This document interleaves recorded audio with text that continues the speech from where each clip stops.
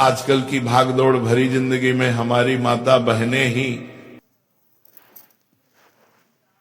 सबसे ज्यादा नियमित पूजा करती हैं।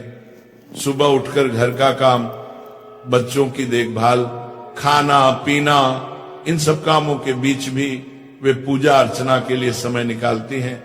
ऐसी श्रद्धा और प्रेम को भगवान जरूर स्वीकार करते हैं। पर भक्तों, कई बार ज्ञान की कमी की वजह से पूजा में कुछ छोटी सी गलतियां हो जाती हैं जिनका हमें पता भी नहीं चलता। आज की ये पूरी बात उसी के लिए है ताकि हर माता बहन बिना किसी संदेह के पूरी श्रद्धा से सही तरीके से पूजा कर सके। तो भक्तों, आज हम बहुत सरल तरीके से समझेंगे। रोज कौन सी आरती करनी चाहिए, आरती कब करनी चाहिए, पूजा की शुरुआत कैसे होनी चाहिए, कौन से नियम जरूरी हैं और कौन सी आरती रोज करने से घर में बरकत बढ़ती है। भक्तों, हर घर में पूजा का स्थान बहुत पवित्र होता है। ये घर का वो कोना है जहां भगवान रोज बैठकर आपकी प्रार्थनाएं सुनते हैं। जिन घरों में सुबह शाम भगवान के सामने धूप दीप जलता है, आरती होती है, वहां के आधे से ज्यादा कष्ट और बाधाएं वैसे ही दूर होने लगती है।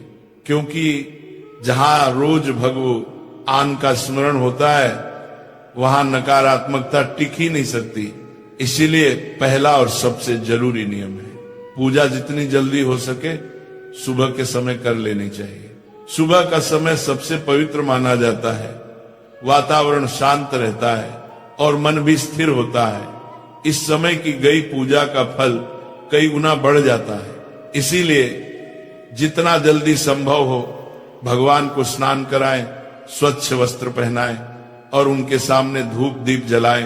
भक्तों, अधिकतर घरों में माता बहनें ही नित्य पूजन करती हैं। वे सबसे पहले उठती हैं, घर को साफ करती हैं और फिर पूजा में बैठती हैं। ये बहुत बड़ा पुण्य है। भगवान ऐसे घरों पर अपनी विशेष कृपा बरसाते हैं जहां महिलाएं स्वयं प्रेम से पूजा करती हैं। पर यह भी जरूरी है कि पूजा के सही क्रम और सही आरती का ज्ञान हो ताकि पूजा पूर्ण मानी जाए। अब भक्तों, आगे हम विस्तार से समझेंगे प्रतिदिन की पूजा में कौन सी आरती करनी चाहिए और क्यों करनी चाहिए, ताकि भगवान प्रसन्न हो और आपके घर में सुख, शांति, समृद्धि और मंगल का वास बना रहे। भक्तों, सबसे पहले इस बात को बहुत सरल तरीके से समझो कि घर में पूजा पाठ करना सिर्फ एक नियम नहीं होता, बल्कि ये हमारे घर की आत्मा को जगाने जैसा कार्य है। हर घर में माताएं और बहनें बहुत श्रद्धा से ये जिम्मेदारी निभाती हैं और कई घरों में पुरुष भी पूरी निष्ठा से भगवान की पूजा करते हैं। लेकिन पूजन का सही फल तभी मिलता है जब हम इसे समय पर सच्चे मन से और शुद्ध तरीके से करें। सुबह की पूजा कोई भारी काम नहीं है, केवल एक साधारण सा नियम याद रखना है। सुबह 7 बजे से 8 बजे के बीच पूजा पूरा कर लेना चाहिए। इस समय की गई पूजा घर में शांति, सुख और बरकत को स्थिर करती है और भगवान का आशीर्वाद समय पर प्राप्त होता है। अब भक्तों, शाम की पूजा का महत्व और भी अधिक है जब सूरज ढलने लगता है और घर में हल्की हल्की सांझ उतरती है। उसे ही प्रदोष काल कहा जाता है। शास्त्रों में साफ लिखा गया है कि अंधेरा होने से पहले घर में दीपक अवश्य जल जाना चाहिए। अगर अंधेरा फैल जाए और दीपक न जले तो नकारात्मक ऊर्जा घर में जगह बना लेती है। लेकिन प्रदोष काल में मंदिर में और घर की चौखट पर दीपक जला देने से घर में देवताओं का आशीर्वाद स्थिर हो जाता है, कष्ट हल्के पड़ने लगते हैं और मन में एक अनोखी शांति उतर आती है। भक्तों, पूजा का दूसरा महत्वपूर्ण नियम है कि पूजा हमेशा स्नान करके और साफ कपड़े पहनकर ही करनी चाहिए।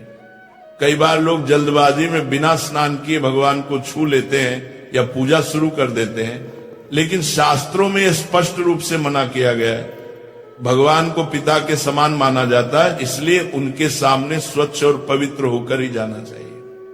अब बात आती है उस बड़े प्रश्न की जो अधिकांश माताएं बहनें पूछती हैं प्रतिदिन किन देवी देवताओं की पूजा करनी चाहिए।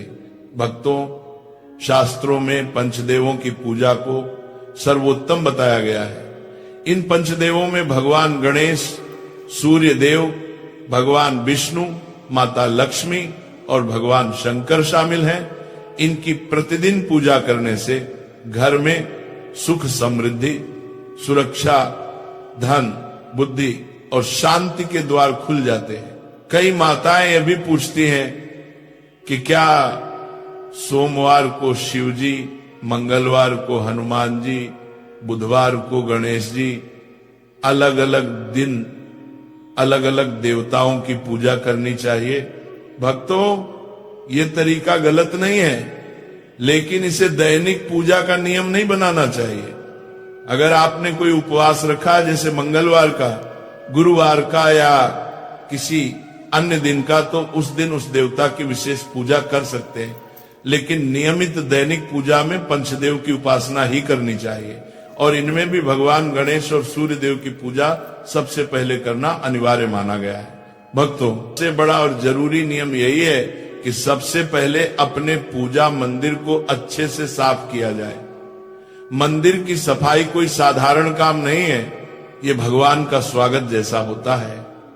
इसलिए किसी साफ कपड़े से मंदिर की धूल हटा दीजिए, वहां की जगह को पवित्र कर दीजिए, ताकि जब आप भगवान की आराधना करें तो वातावरण बिल्कुल शुद्ध और दिव्य लगे। भक्तों, यदि आपके मंदिर में लड्डू गोपाल जी विराजमान हैं तो उन्हें प्रेम से स्नान कराइए। ये स्नान केवल जल का नहीं होता, ये भाव का स्नान होता है, जिसमें आप अपना स्नेह, अपनापन और श्रद्धा उन्हें अर्पित करते हैं। यदि शिवलिंग रखा हुआ है तो उस पर शुद्ध जल चढ़ाना अत्यंत शुभ माना जाता है। अन्य देवी देवताओं को भी भावपूर्वक जल के छींटे लगाकर दिन की शुरुआत की जा सकती है। अब भक्तों, यदि आप चाहें तो पूजा में फूल अर्पित करना बहुत शुभ माना जाता है। फूल भगवान की कृपा, पवित्रता और हमारे मन की सुंदरता का प्रतीक है। प्रतिदिन यदि आपके घर पर दक्षिणावर्ती शंख रखा है तो उसमें भी प्रतिदिन जल अवश्य भरें। ऐसे शंख में भरा हुआ जल बहुत शुभ और ऊर्जा बढ़ाने वाला माना गया है। भक्तों, अब बात आती है भगवान को भोग लगाने की।